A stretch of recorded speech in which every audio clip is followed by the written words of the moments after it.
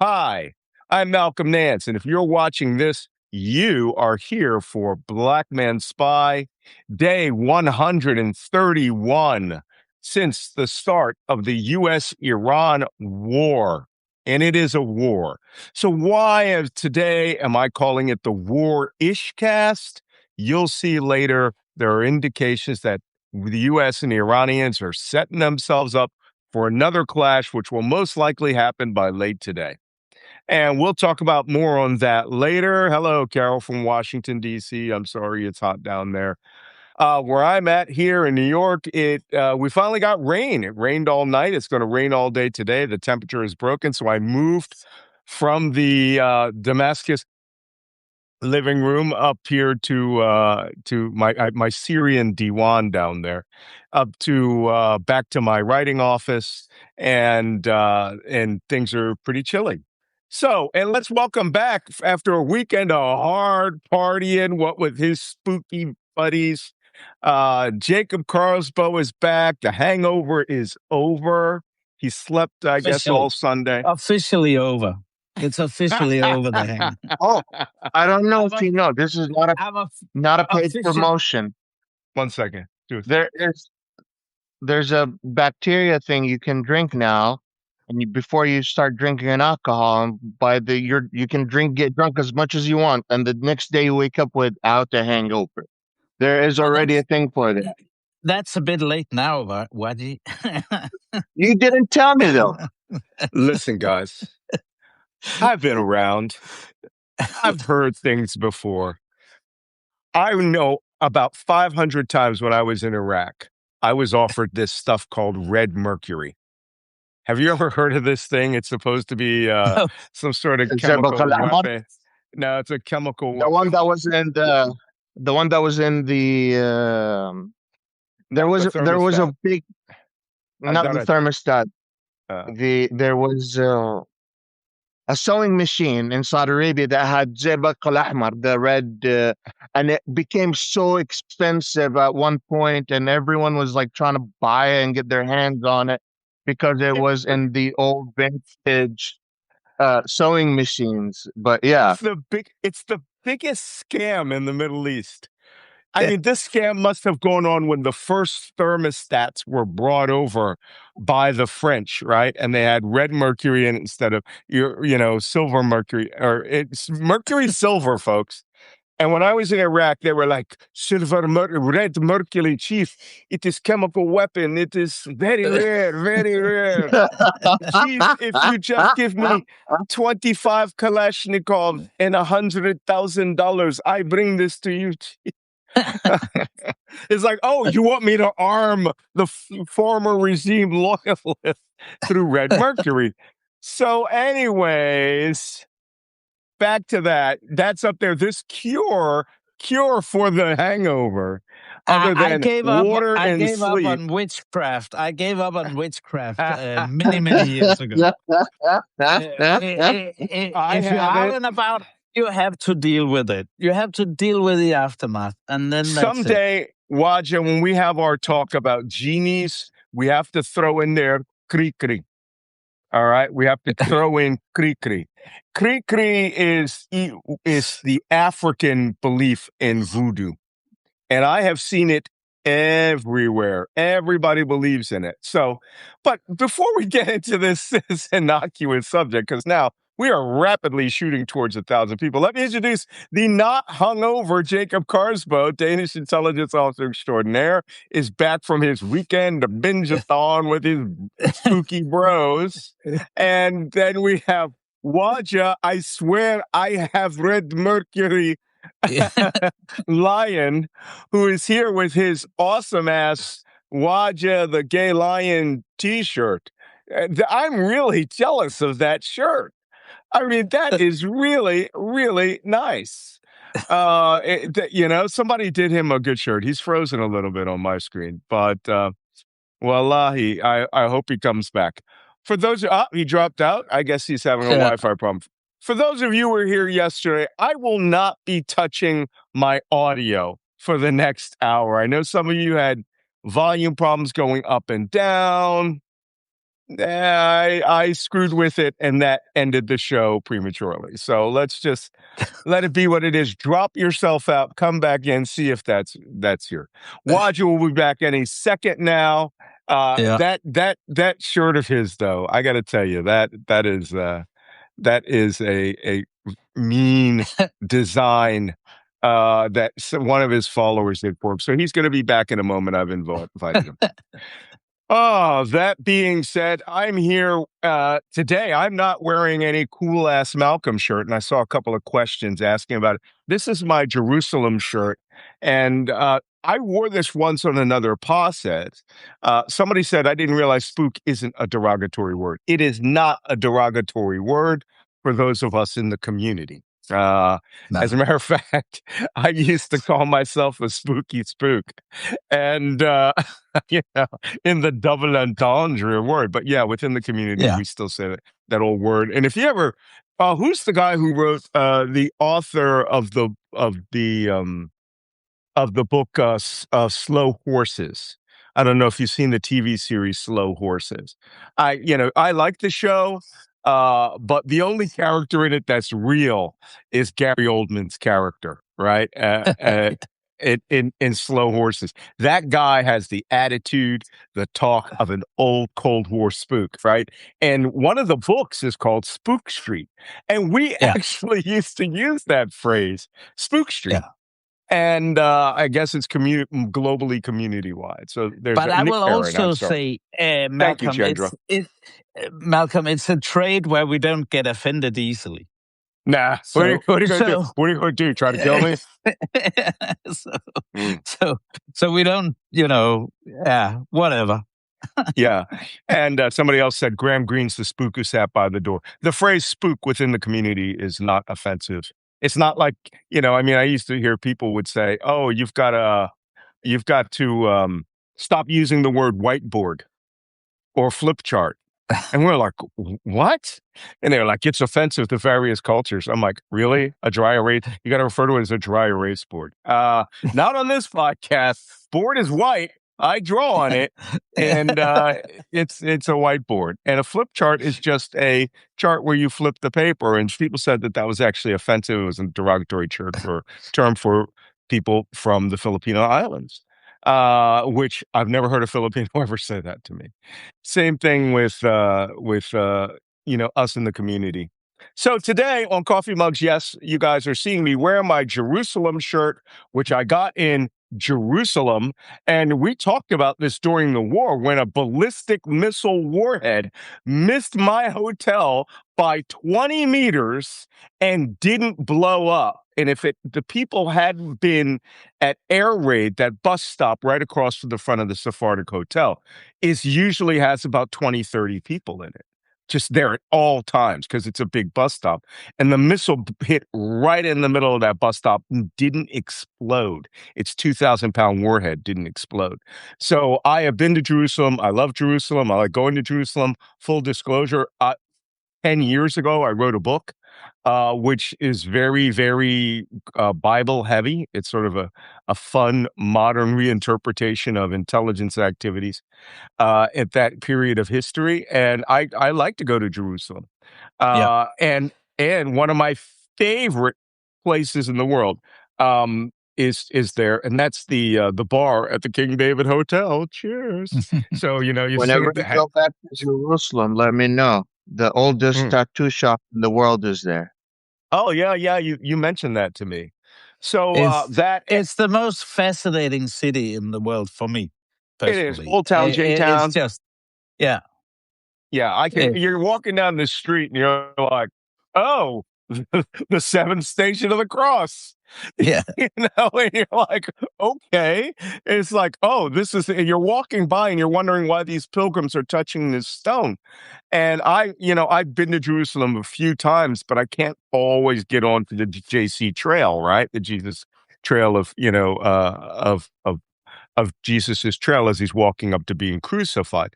But I do always get to I know how to find my way around because the stone of Simon of Cyrenica is there. And this is Simon the Good. You'll hear people refer to him as.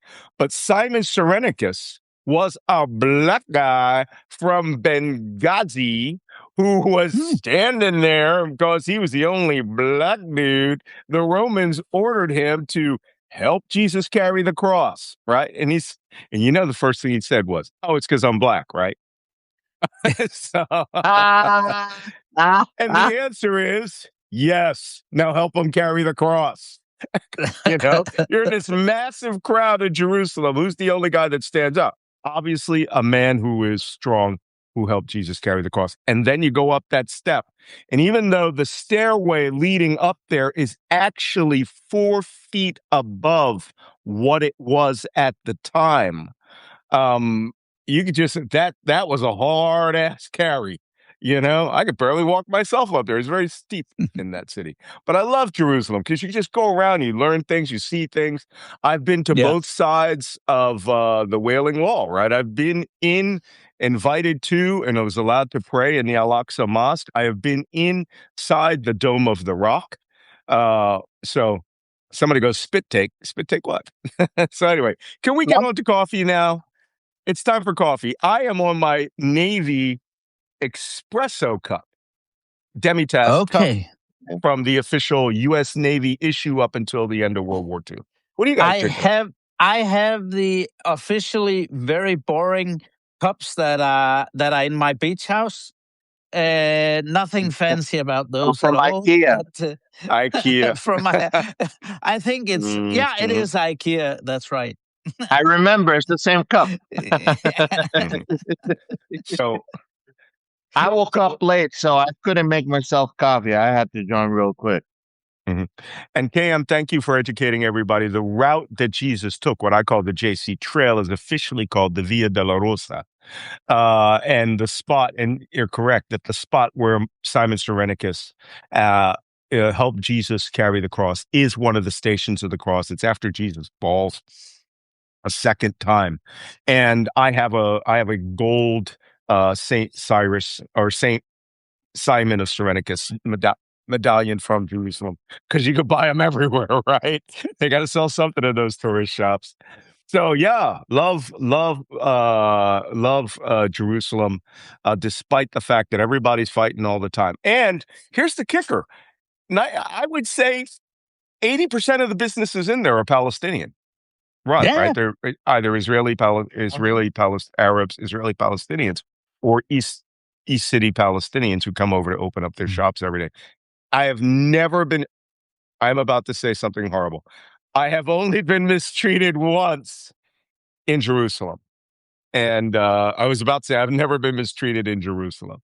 Once. And that one time was when I went to the Western Wall. I went to the Wailing Wall. I had a kippah on. And I went to go put my note in the wall. You can ask for a wish if you write it down in the wall. And as I was coming at, an American Jewish rabbinical student, Talmudic student, spat on me. And I said, I'm U.S. Navy. I said, you need to show me a little respect. And that was ... or I am just going to kick your ass here in front of the soldiers. And even the soldiers really just went at him like, hey, what the fuck are you doing? Right? That's one of our shipmates. And because, soldiers and all that stuff. But, way back when, some of the most radical extremist people on the Israeli side are American emigres. Sorry to say it. And that guy was a Khamenei high guy. And Russian. Oh, don't even get me started on the Russians, right? Like I said, the first time we had a terrorist attack, it wasn't a terrorist attack when I was in Ashdod. It was the Russian mafia trying to bomb out a previous Jewish owner from a place they wanted to turn into a strip club. And they threw hand grenades inside to do it. And we thought it was a terrorist attack. And the next morning, they're like, nah, just mafia, Russian mafia going after the locals. So there you have it. But that being said, I love these shirts. I wear my J-Town shirts. And people always go, oh, have you been to Jerusalem? It's like, yeah, clearly. Why else would I wear this cool shirt? Also, needed a clean shirt this morning. So I wore that. So thank you. We've gotten rapidly got to our 1,000 followers. Let's talk about the activities that are going on. Wajeeh, oil market opened yesterday at 5 p.m. What are the prices looking like? Because there is an enormous I actually amount have of it talk. up. There's an enormous amount of talk right now between the real expert. They are starting to get to Panicsville because they are saying oil should be selling right now at 130 a barrel based on the inventory that's in the pipeline versus what the market traders are doing. Look at that. WTI 68, pre-war levels, spreads for North Sea crude. Couple of bucks above pre-war levels. Same thing with Murban crude. This is crazy, people. Everybody who's an expert out there says there's nothing in the pipeline. And with that, I happen to have some notes here. Thank you, Wajeeh. The price versus inventory debate is going on in full. They say whoever these oil speculators are who think everything's going to get better overnight are high on their own lack of supply and are imagining oil that doesn't exist.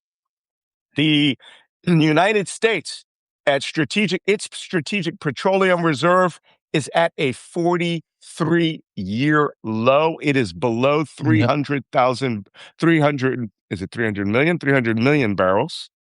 And 260 is considered defense cutoff. Once we hit that, which could be in a matter of days, automatically we're supposed to cut it off because that is the oil left over to fight a war.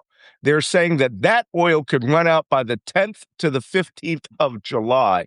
And if we get to automatic cutoff, then we're going to start seeing shortages, not discrepancies. Shortages means shit just ain't there, right? Yeah. The world's strategic petroleum reserves, all of them, minus China, I have to add. Okay, China did not open its SPR. It is using it as a cushion. It overfilled. The world drained 35 years of stored strategic petroleum reserves in 60 days. Yeah. Thank you, Donald Trump. Donald Trump personally did this. What the world put together and prepared for a rainy day for 35 years because of Donald Trump's actions of attacking Iran has emptied the world's strategic petroleum reserve in just the first 60 days of the war.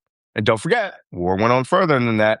And it is now at, 18 months? Oh, it will take 18 months for the United States, if the Strait of Hormuz goes back to its previous flows of oil, it will take 18 months to refill the strategic petroleum reserve if we only buy oil and refill the strategic petroleum reserve. Just the strategic.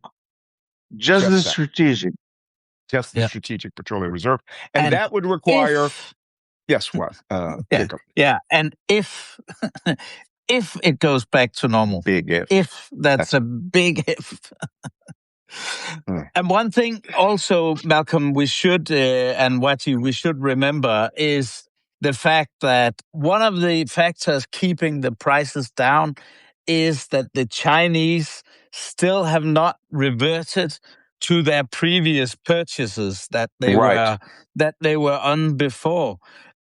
And I don't have a clue what the Chinese calculation is, but when they up to that level of 30% above what they're purchasing now, that will be a bang right in the prices in the oil. I think their strategy is keep it at the max, get excess, and then we could sell the excess at $130 a barrel when it reaches its absolute right limit. Oh, yeah. And listen, I love this comment by Meredith Lloyd. She goes, and that's how you bankrupt the casino.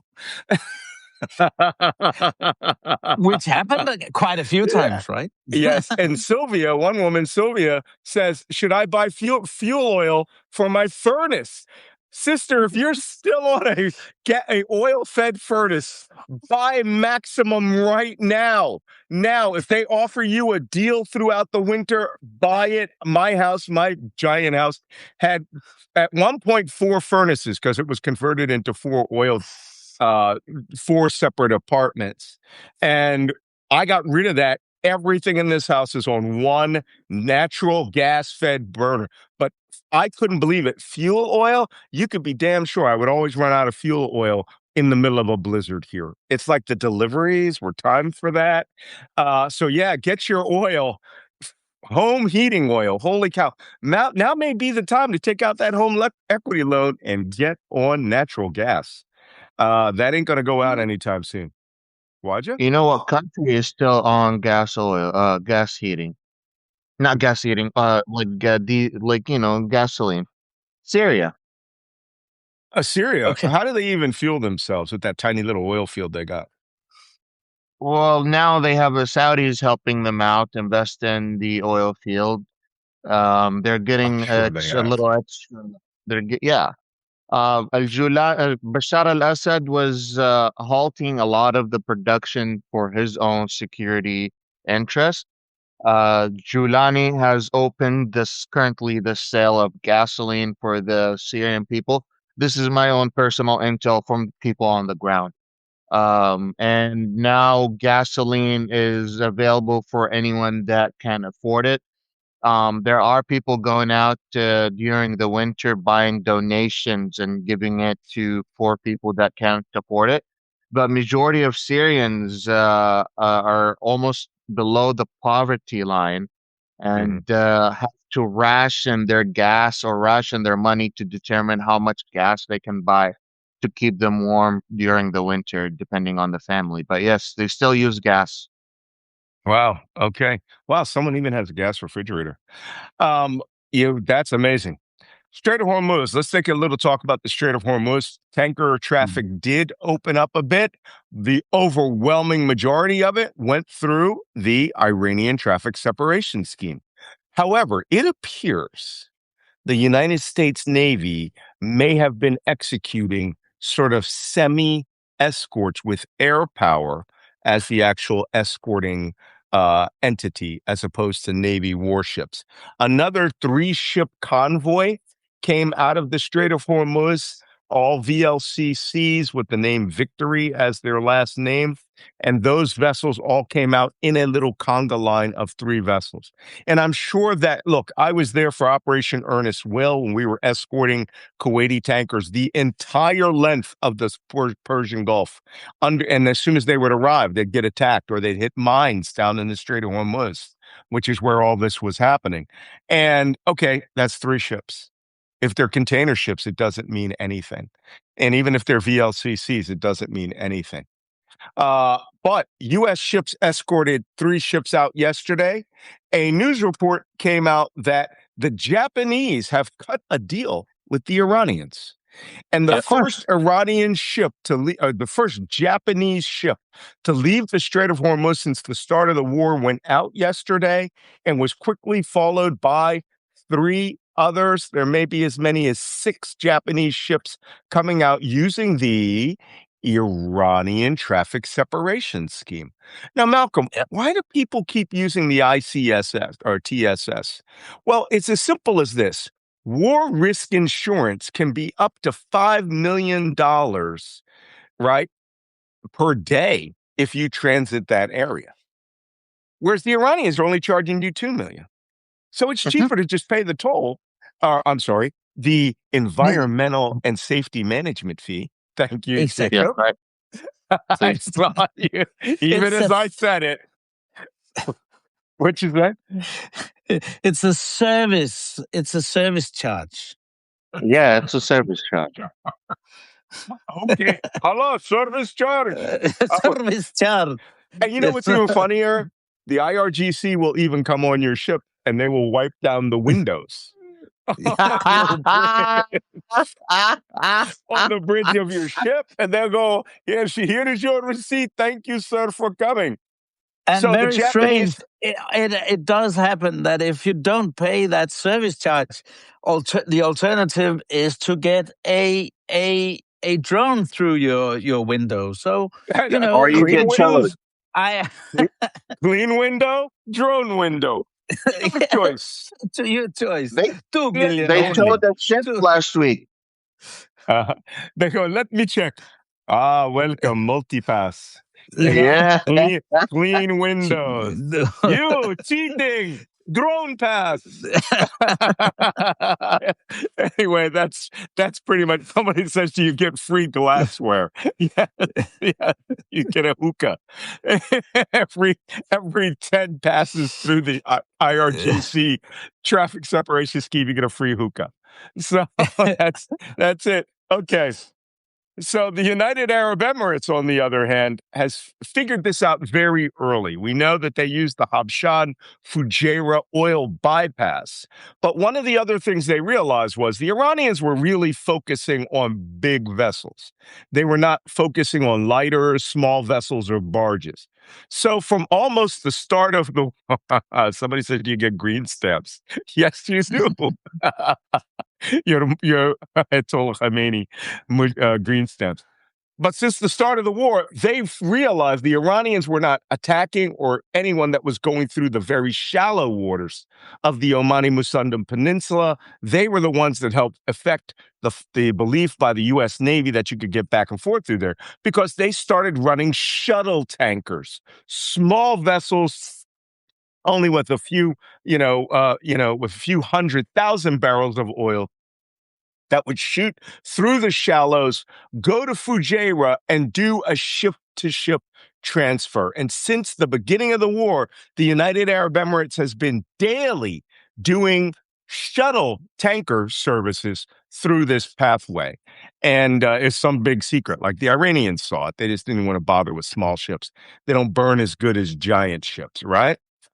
So the Fujairah shuttle was going on since the start of the war.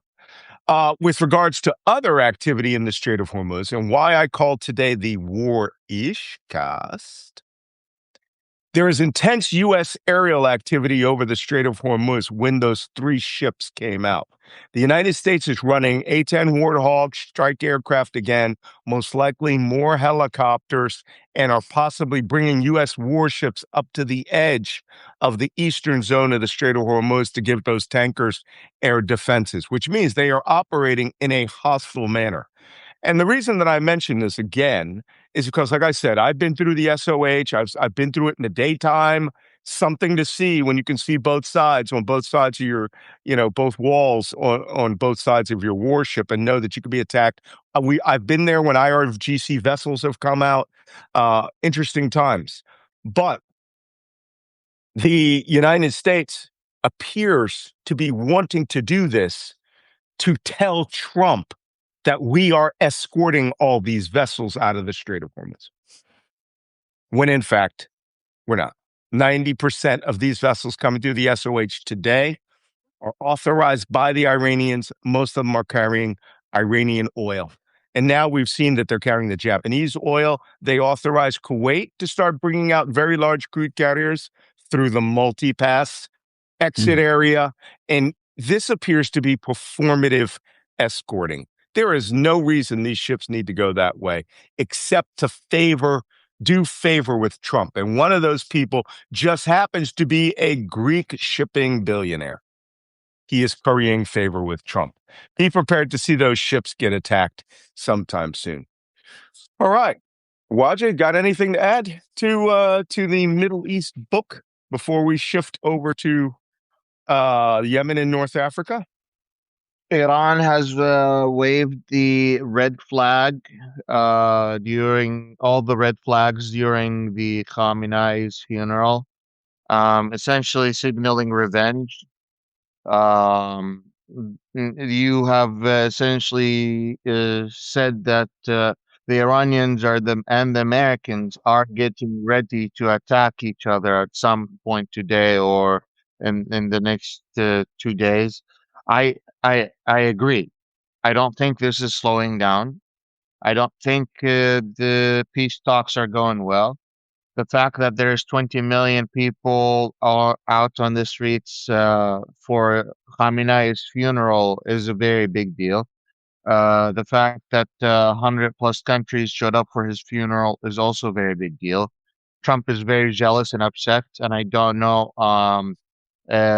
how upset. Like I don't know how he could control his anger at this point. The Saudis attended. The Qataris attended, the Chinese attended, the Pakistanis attended, the Indians attended. So like at this point, Trump is looking around and was like, well, maybe I'm not the favorite guy on the world stage as I thought I was. So yes, things are not looking so good for Trump at the moment on the world stage when it comes to the Middle East. No, of course they're not. Definitely not.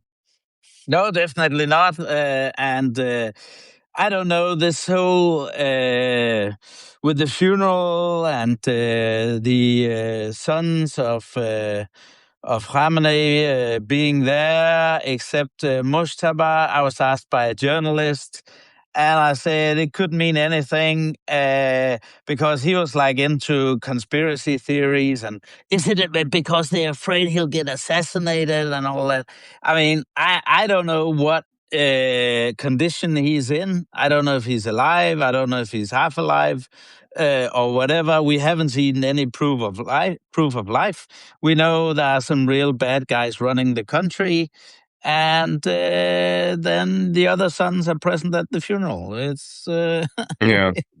We'll see. I wrote an article about exactly this scenario on 2 days ago.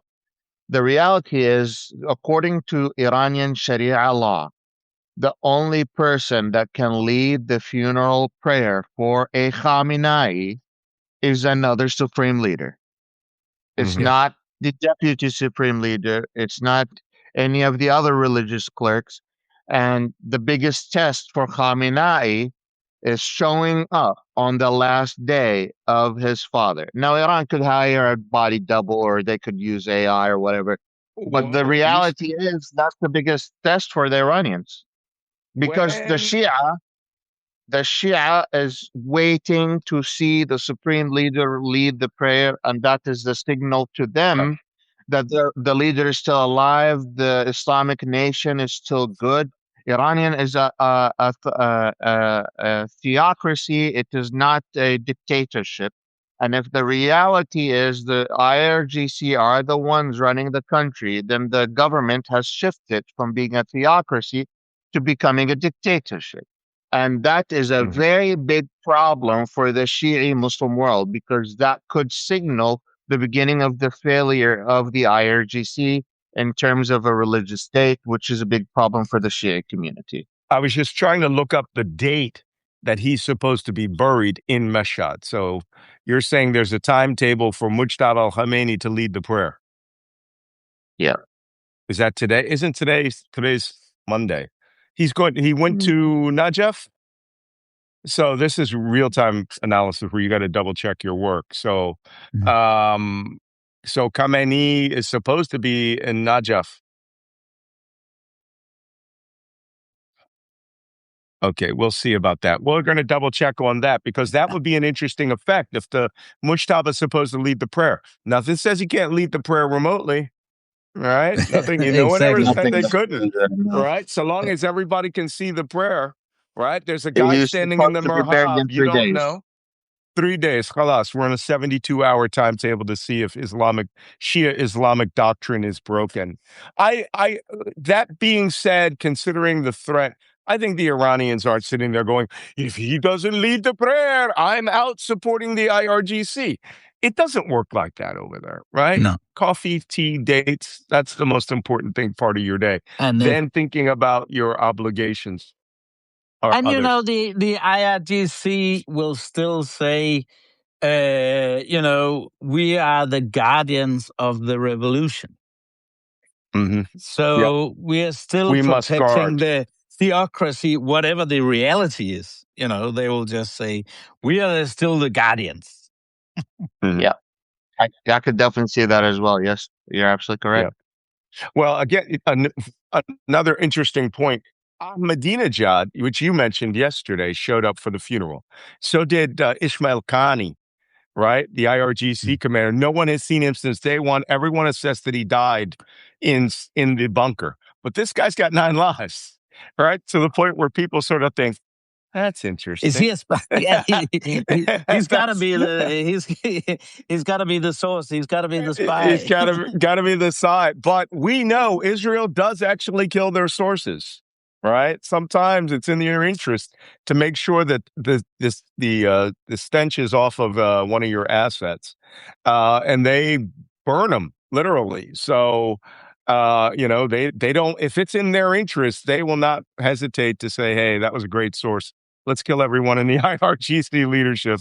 And if our bro gets out, if he's out in the bathroom taking a pee, then lucky him. But everyone goes. That being said, I wanted to show you something, Wajeeh. I didn't wear this T-shirt today because, one, it was hard to see, but I wanted to entertain you with this shirt that I got a couple of years ago. I don't know if you can read it. Shakumako. Shakumaku. Tell everyone what that means. That's the Iraqi word for what's up. How's it going? Shakumaku. Shakumaku. Shakumaku. Yeah, man, I don't mind Americans, appropriating that. That's actually one of the good ones that you could appropriate. Got it in Baghdad. Got it in Baghdad. That's beautiful, actually. Was Shakumaku. Shuaku.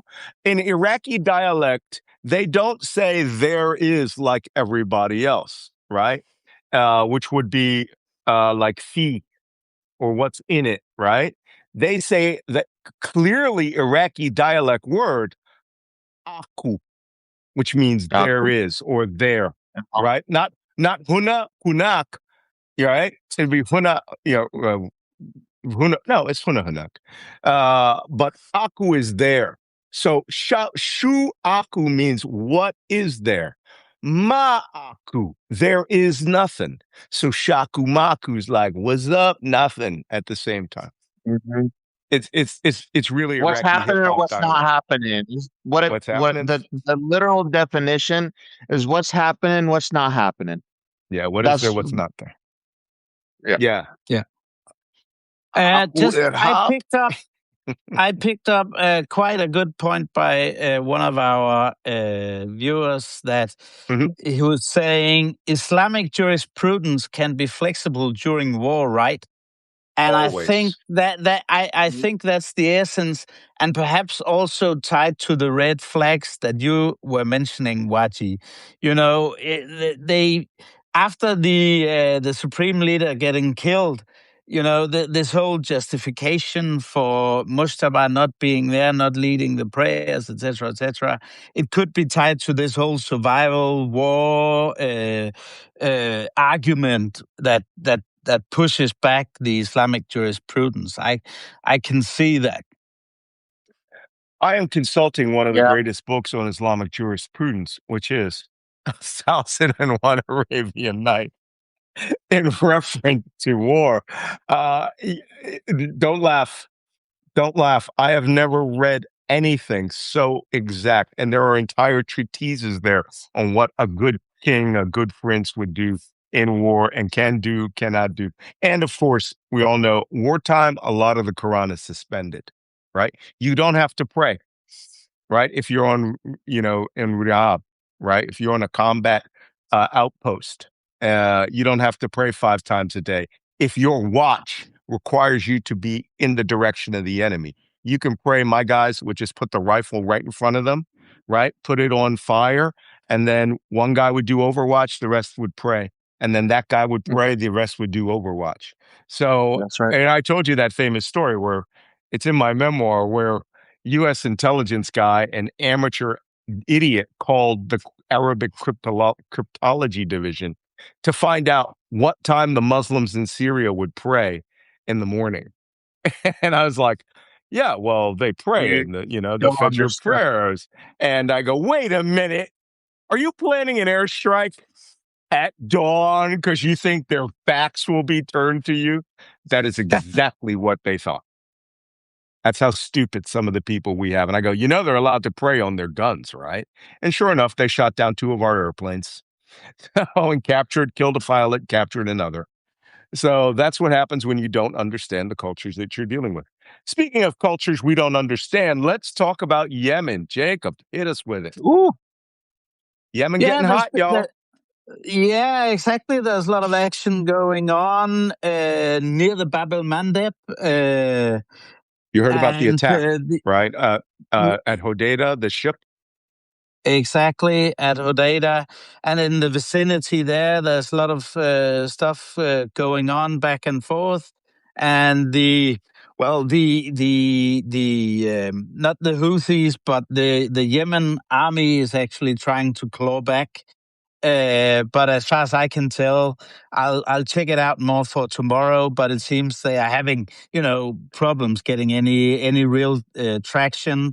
And then also we need to note that the Iranians have set up now direct flights from Tehran to Yemen from Mahan Air. Sort of To as Aden? Yeah, I Are think they allowed to go I, over Saudi airspace or any of the Gulf airspace? exactly. The Saudis are really in a tough spot there and the Gulf countries want it stopped. But again, Wajeeh, we need to remember they're in a hard place now because they need to accommodate Iran.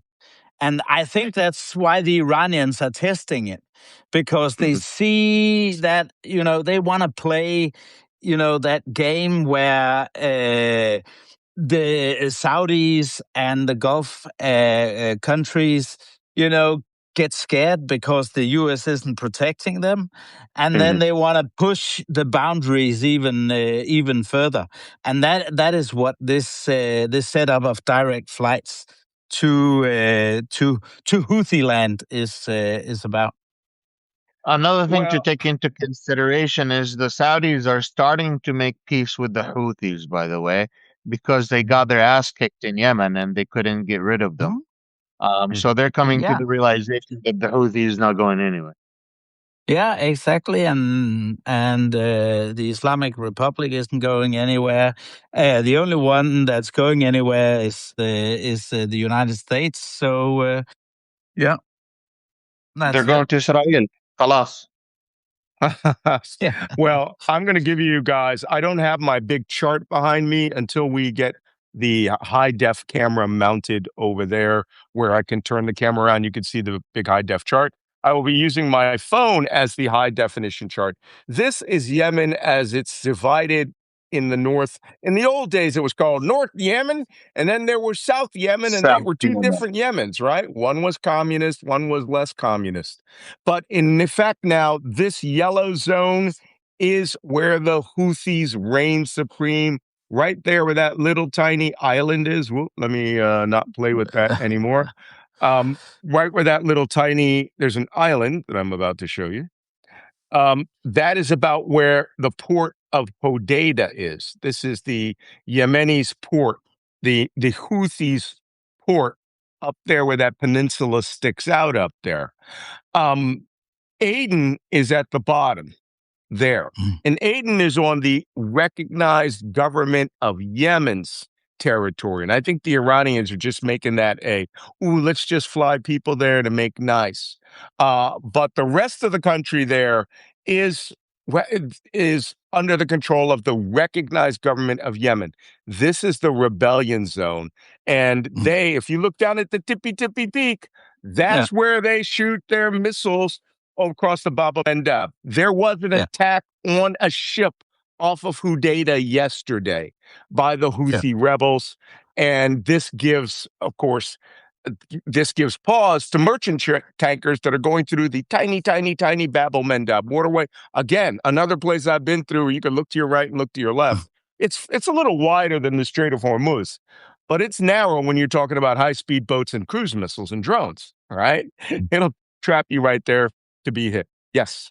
But I'm almost certain it's Sana'a, the capital, that the Houthis have conquered, where the Iranians are sending the fight. Sana'a.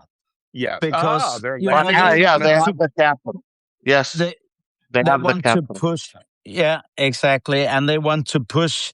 So this whole recognition thing of the Houthis, etc. So yeah, that's what's happening.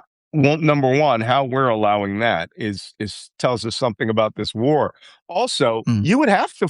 I mean, the only way you could fly is like down the Chabahar in southern Iran, and then cut down the eastern Arabian Peninsula and loop up to Sana'a. I haven't been to Sana'a. I have been to Aden, but that's weird. Why would anyone have allowed them to do that? Is beyond me. But you're not at war. And it isn't Houthiville, technically, right?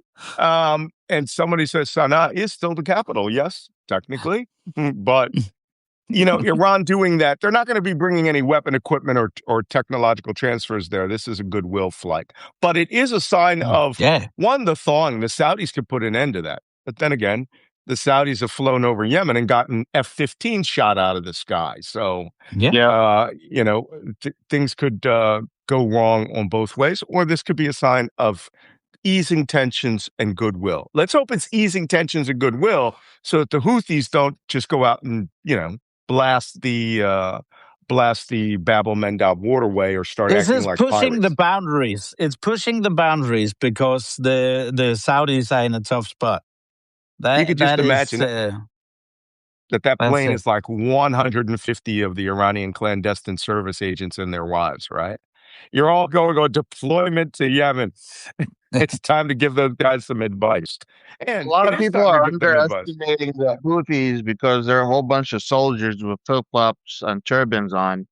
But what a lot of people don't know is those Houthis were sent to Russia. Those Houthis were sent to other countries to get trained by the Iranian government on how to use the latest technology to attack the United States. They have anti-ship missiles. They have anti-plane missiles. They have surface missiles. They have everything that you can think of. They got it. Long-range drones. Yes. So the largest country weapons per capita is the United States, and then after that is directly Yemen. And Yemen, as a citizen, you can go out in the market and literally buy a tank. If you have the money, but you can say it is for my donkeys. They got money. So that my donkeys, you know where they got their money from? Honey.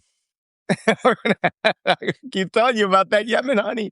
I was on Mario Nawafal's show the other day, and I talked about how one of the first indicators we had that what we called the global Islamic Jihad at the time, Global Islamic Jihad, GIJ, was that the people who left the Afghan Arabs, right, who left Afghanistan and then moved to other parts of the world to execute a global, Islamic Jihad dawah, right, call to war, were concentrating in Yemen and Sudan. And they left Afghanistan. And in Yemen, that is where Osama bin Laden, right, one of 52 children of the bin Laden clan, had centered himself in Yemen and was buying up all the honey farms, especially the dark, thick, rich honey that's as dark as your fez, right? Almost black honey. Sidr. It's called Sidr. Yep. Sidr. This is the aphrodisiac honey that is insanely popular through the Middle East. Okay? I haven't been there in 10 years, and I have a jar of it down in my kitchen. It stays forever. Honey will last centuries, right, if properly stored. It can crystallize and come right back. This stuff, when I bought it in Dubai at Global Village, I had it in Yemen. And at the time, I didn't think anything of it. But when I got to Global Village in Dubai, there's this weekend fair that is always running, which every part of the world has little stands. The Yemen stand is nothing but spices and honey. And I mean tons of it. And they sell honey, what they call the black dark honey, the aphrodisiac, the sidr. They sell that stuff for hundreds of dollars per ounce. And they call it Yemeni Viagra, right? And of course, you want to try to be as natural as possible. The Prophet loved honey. Bin Laden figured all this out. And his major income from 1991 to 1997 was, not other than donations, was honey. He was in Yemen marketing honey, and then half of his forces moved to Sudan, where they set up, started creating medicines at the Shifa chemical weapons facility in Khartoum. And we figured that shit out, and we blasted the chemical weapons facility. But the Yemen honey business, it's been rumored that was put out of business by, destroying his stocks. So the point here is that the places you think that you're going to get sources of income from because of the way we think, right? Money market, oil tankers, stolen barrels of oil, barrels of honey. And when I told this to Mario, he lives in Dubai. He was like, I got to go there. I go, Thursday night, get your ass over to Global Village, go to the Yemeni pavilion, because you don't have enough money for the kind of honey that they sell there. He didn't believe it until he was like, oh my God, yeah, I'm looking it up. Yes, it's true. Yes, it's true. What is it? Saffron from Iran and honey from Yemen. You want to put some money on the table, buddy. That stuff's expensive. Yeah. I got both. I got Sidr honey and I got saffron from Iran. Oh, you're not going to be using those little blue pills. No. I can tell by your fez that you're a traditionalist, right? Yeah. That's the real witchcraft, Mm-hmm. That's the real witchcraft. Caroline Connor says honey was used for embalming for centuries. It's also, by the way, this is true. I have in my trauma kit a small vial of honey that I got out of a foreign MRE. I think it might have been the Italian MRE. And I've kept it there for years, and it crystallizes, but it's very good. But you also treat it for wounds. It's a sterilizer for wounds, too. You can put honey in there, and then the maggots come. No, the maggots don't come. Anyway, so next. So thank you. We had that update on Yemen. Yemen is getting salty. The Yemeni government claims that they had clashes there yesterday, by the way, killing 50 Houthis and only losing 12 soldiers, which is another way of saying they lost 50 soldiers and 12 Houthis stubbed their toes while walking up the mountains with all the weapons and equipment they got from the government, because that's generally how it works. The hillbillies don't lose numbers like 50. But I want to, as long as we're talking about it, I had this to bring up about that. Anybody notice that the government of Yemen suddenly got all salty and carried out these operations soon after the Houthis started attacking a tanker and threatening to close the Bab el-Mandab? Yeah. I think there is American influence to play here. That we are now using our advisors to advise to do things like now, considering that would be them fighting a proxy, a U.S. proxy fighting an Iranian proxy. At the same time, U.S. forces are supposed to be going to southern Lebanon with the army of southern Lebanon. At the same time that we see that, Iranian Kurds are being, sort of rounded up, and, non-cooperative Kurds are being rounded up by the American-backed Kurdish party in Erbil.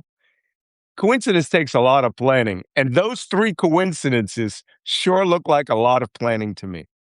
So just all of our proxies just happen to be doing stuff all at the same time. It ain't going to work because we are not Iran.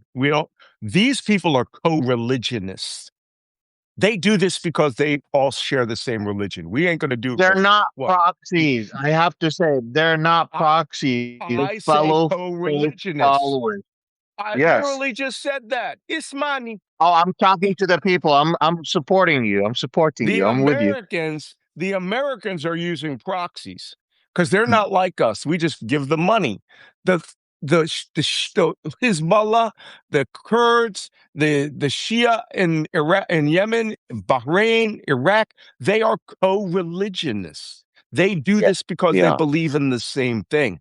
And it has always been a bad phrase to use, proxy, for them, because it makes you sound like you can buy them. You can't buy these people, right? Even the Saudis can't buy that.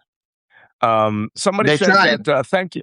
Linda Weedy reports that the U.S. has suspended search for the missing sailor who went down in an MH-60 Seahawk the other day. That was a U.S. Navy helicopter off of the USS George Herbert Walker Bush. Crew of 4. You guys know when a helicopter lands in the water, it ain't easy. The crew is not allowed to get out of the helicopter until it hits the water. The blades, when it starts to roll over, the blades blow up, explode, chop up the water. The helicopter flips.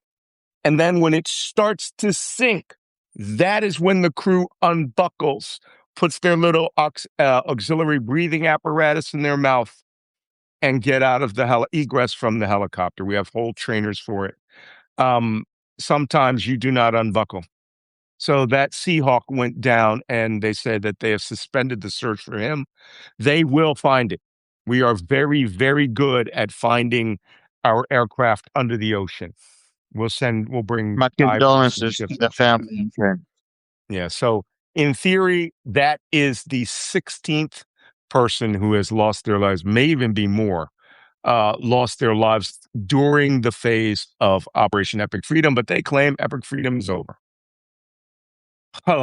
Okay, we're going to go to North Africa really quickly because there's an event that is occurring in the nation of Mali you all need to know about. So I have to see if you can whip up a map of Mali for me. Ever since the United States... I'm not in a place where I can go to maps now. It's I could. I just have to show it to you on my phone. I'll get my laptop in here tomorrow and then...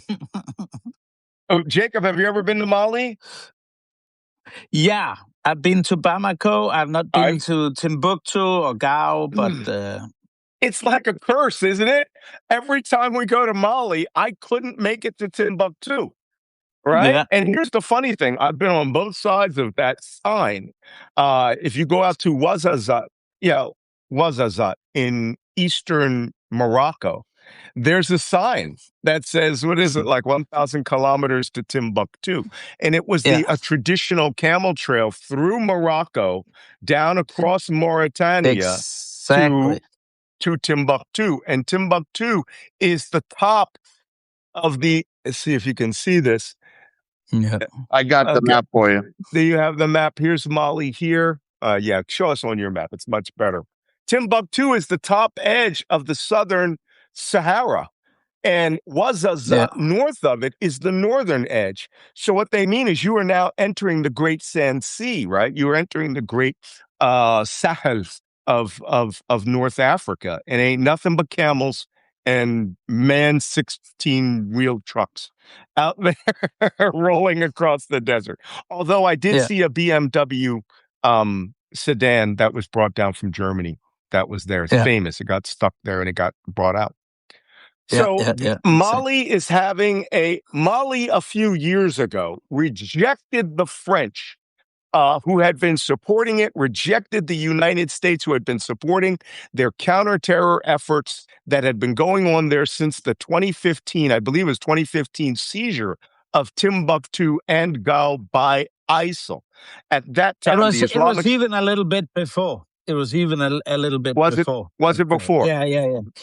Well, exactly. Al-Qaeda had a presence out there forever, called Al-Qaeda of the Islamic Maghreb, AQIM. And if you want to read about them, if you want a owner's manual for all these groups, just go get my old book from 2015 called Defeating ISIS. It is a textbook of every ISIS group and an Al-Qaeda group that exists in the world, their maps, their leadership at that time. And the reason that it's still good is very few of those leaders leave, and those groups aren't and haven't been destroyed. Even the one in Syria and Iraq still have presence now and are actually carrying out attacks in Syria.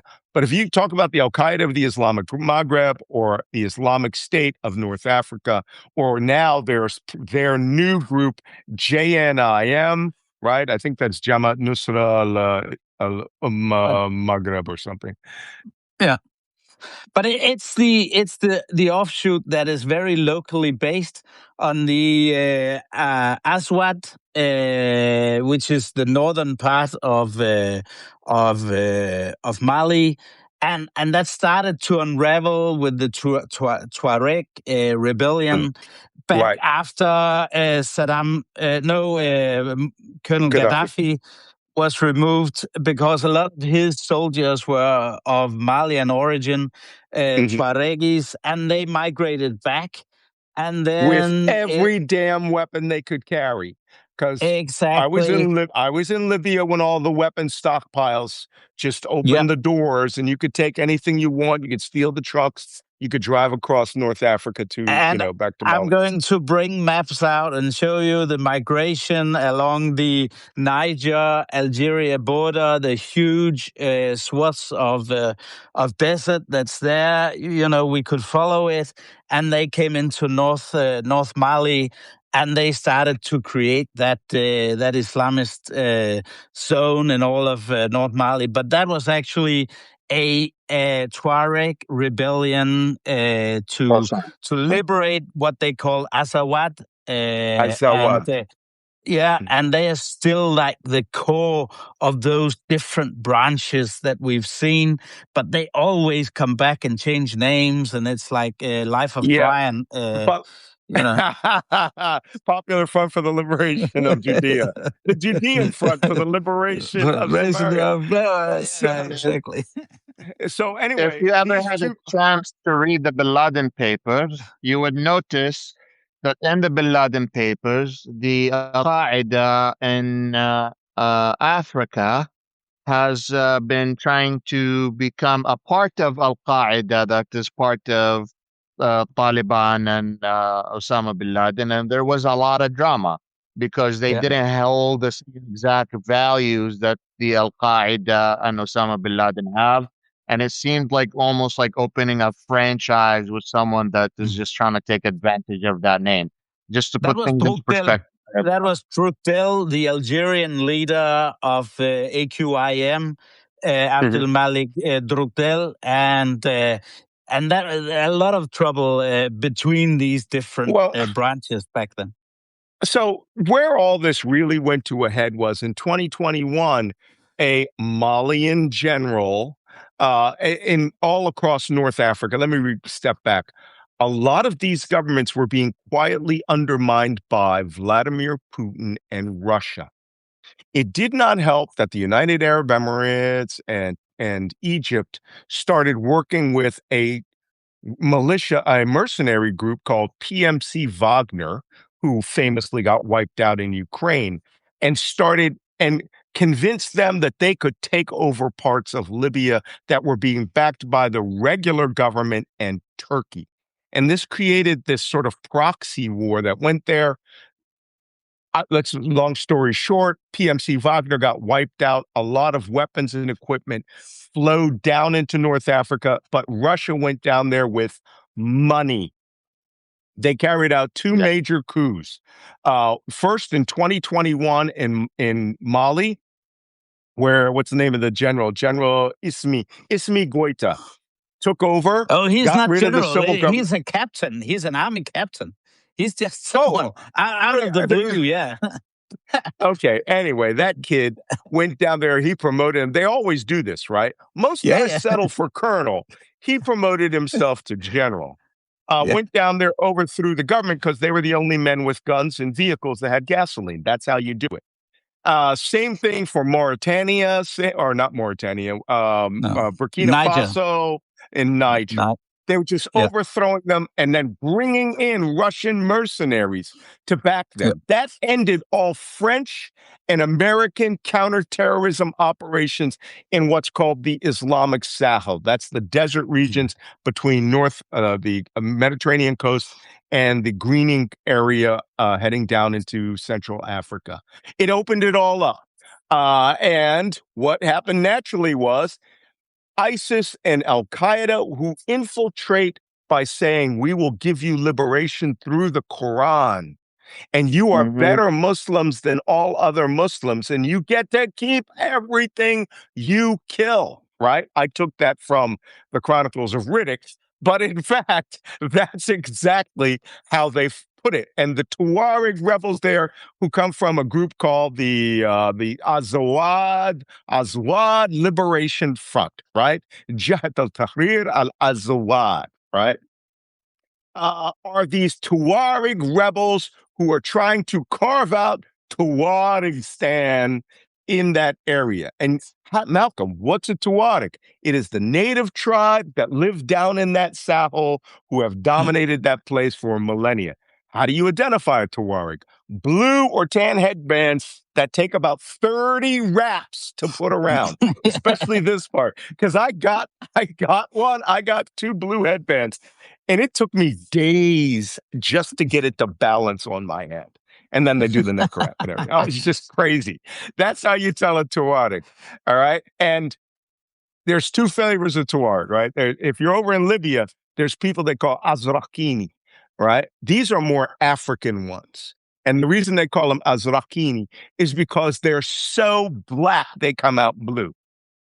Their skin shines like that. But these are the ones who are like, these are the dark brownish, reddish ones, the more in sub-Algeria, that whole area there. And these are not the ones in National Geographic, y'all. These are the ones who are now believing Al-Qaeda and ISIS philosophy and the philosophy of cutting your head off. Unfortunately for PMC Wagner, and that's where this story is going, there have been numerous major offensives by what is now JNIM. JNIM stands for Jabhat al-Nusra Islami al-Muslimun, right? The Nusra Front of Islamic Muslims. That's Al-Qaeda in North Africa now. And they have joined with the AFL, right? The Azawad Liberation Front, ALF, the Alpha, to now take on PMC Wagner, Russian forces, and wipe them out. Malcolm, this is fascinating. When's the last time the Russians got wiped out? A couple of months ago. Oh, no, that's not true. Yesterday. Yesterday. A couple of months ago, they had a convoy wiped out where they just killed everyone to a man. Yesterday, they had a convoy wiped out where they just killed everyone to a man. Then they found another convoy and they started attacking it. And it went to a small town in the northeast called Azlin, I think its name. And could be. They are, this is near Goa. They went into that and they are now surrounded like Beau Jest. The problem is the ALF, right, the Azawad Liberation Front, and the Al-Qaeda / ISIS people that are with them have learned how to fly drones. And they are doing surveillance and dropping ordnance on these Russians who are now surrounded. And there's some awesome ad video. If you go on YouTube or Twitter and you put in ALF, not Mali, you will see them get slaughtered. Their bodies are just laid out in rows right where they executed and searched all of them.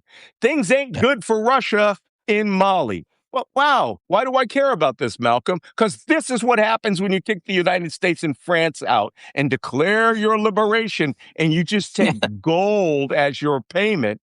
The real bad guys show up and they kill everyone. Lesson over. And just remember, it's Gao. Goa is in India. I don't know if you guys really are Gao. Jihad has been transformed with drones war. If you grew up between 1980s or you've been around since 1980s, 1990s, way to 2015, you would have seen a lot of suicide bombers, and Al-Qaeda and other terrorist organizations would have to sit down with people, find younger kids, brainwashing. They had a whole fucking system for it. They had a whole team for recruiting people and convincing them to become suicide bombers. Now they don't need to convince nobody to become a suicide bomber. They just need to recruit a bunch of kids with sandals and put them in some sort of basement where they have access to high-speed internet and they have access to some good laptops and stuff, and they control these drones and do whatever the fuck they want, attacking Russians, Americans. This is because if you think about it, if you're Al-Qaeda and you're losing your members so you can commit an attack, you're losing assets. But at this point, you're not losing assets. You're just spending $500 on a piece of drone, $1,000 on a piece of drone. And that's it. Bye-bye, Russia. Bye-bye, America. Yeah. Exactly. Well, I have to tell you, this is something. By the way, somebody says we have to learn to stick to an hour. Did he miss the memo that we were going to go long? People want us to go 2 hours today, by the way. But we're going to get around to your questions. But you're right. Drones have revolutionized all warfare, and flying down there to, and if somebody says, you're right, I was thinking about Goa, India, which is a nice place. If you get the right. Gao is not that charming. Gao is not that charming. Okay. All right, guys, let's go to the questions. My understanding, Lynn says, my understanding is that Iran made a deal with a neighboring country to increase oil outflow through existing pipes to that country. What is the current situation with that process? I don't know if there are oil pipelines going from Iran to other countries. The biggest thing I saw was when Pakistan opened all 6 border posts to allow hundreds upon hundreds of oil tankers, oil trucks to come in and bring it straight to Karachi. So technically, now it would take thousands of those tankers to be the equivalent of one oil tanker coming through.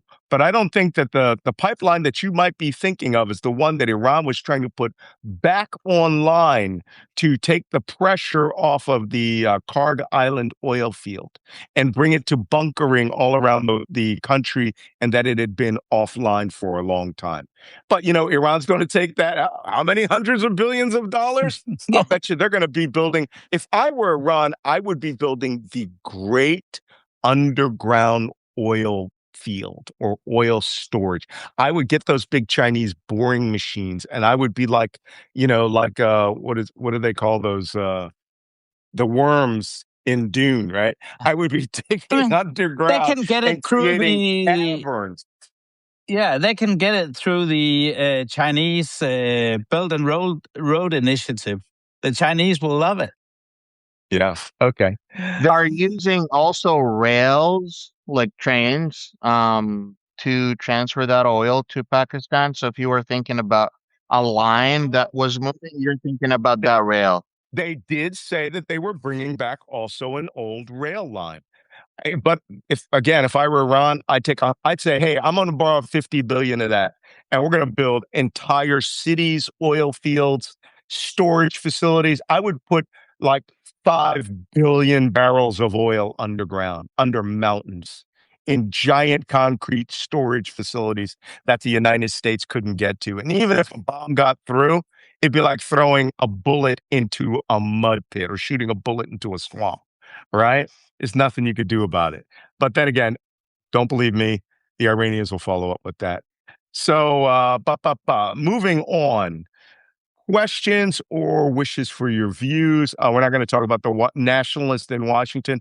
I do have to start shifting when this war starts spiraling down, and we are already starting to try to go back to a global format. I really do want to do a political show because, as you know, I've got 5 New York Times bestsellers. 4 of them are about Donald Trump and what he's doing in the United States, and people want to know my opinion about those things. Jacob Carsbo, is Haaland an alien, a robot, both, or just an incredible striker football player? Who is Haaland? He's a Norwegian Hulk. He's Norwegian Hulk? Norwegian Hulk. Okay. The Hulk of Norway. Yeah. I haven't been following that. That's Haaland. Yeah. Yeah. Is that the guy with the long hair? Yeah. Yeah. So he's a Hulk. Okay, I just want to also point out that someone has sent a picture of their coffee cup with their yellow Labrador Retriever. That looks like Doug. That looks like Doug the dog from the movie Up.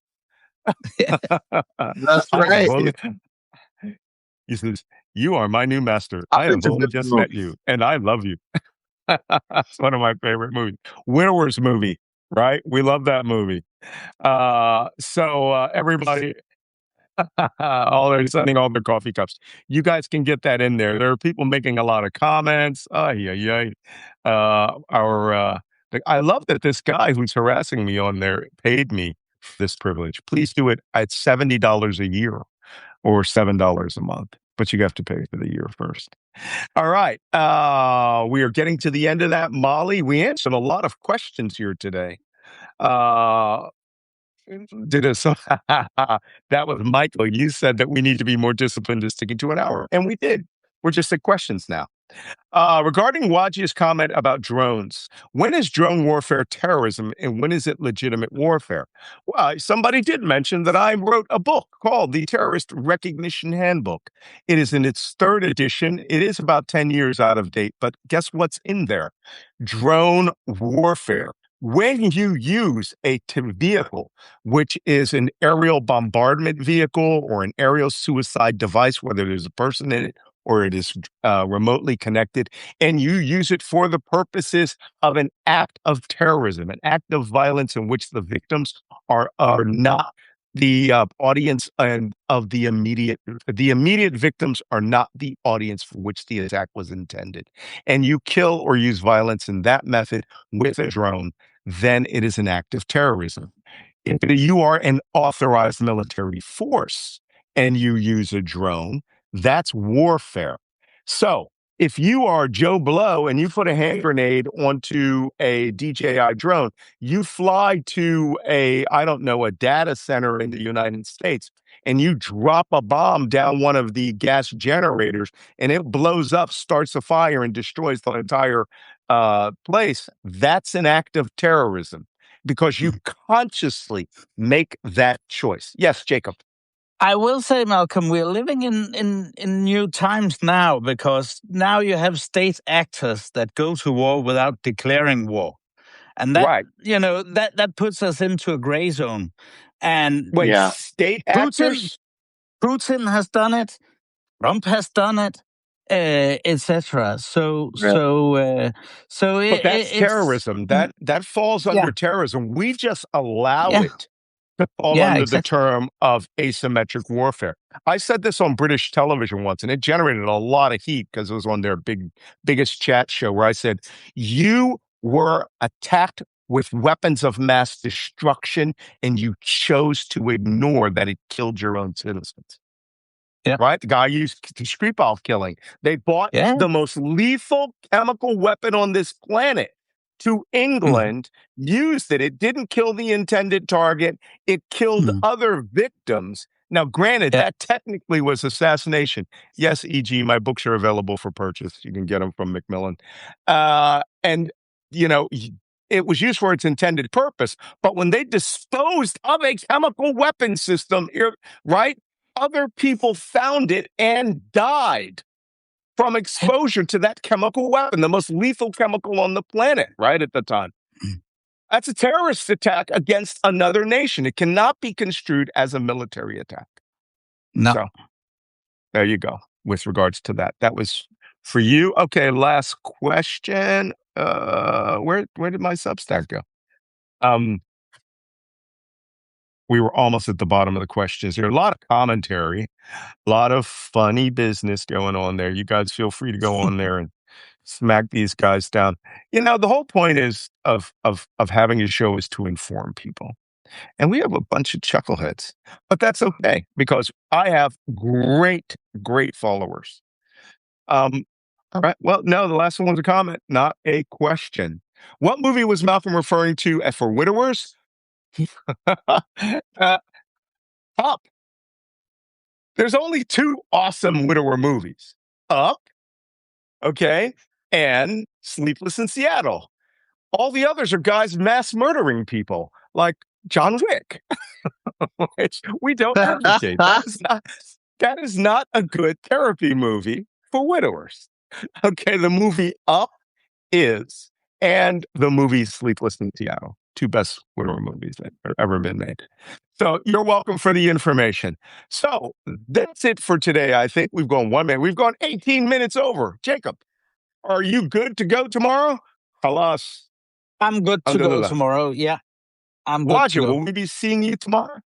You're awesome. Yes. All right. Yeah. And I got you guys merch coming, by the way. I need your addresses. Send it to me. I'll be even more sober tomorrow. So I'm definitely, on an upward trajectory. Okay, awesome. Well, listen, if you're watching this on YouTube and you waited the whole 1 hour and 19 minutes, awesome. Please subscribe to YouTube. And if you have time, come over to Substack at malcolmnance.substack.com. You can follow me on Substack. That's where I do this 1 hour and now 20 minutes per day.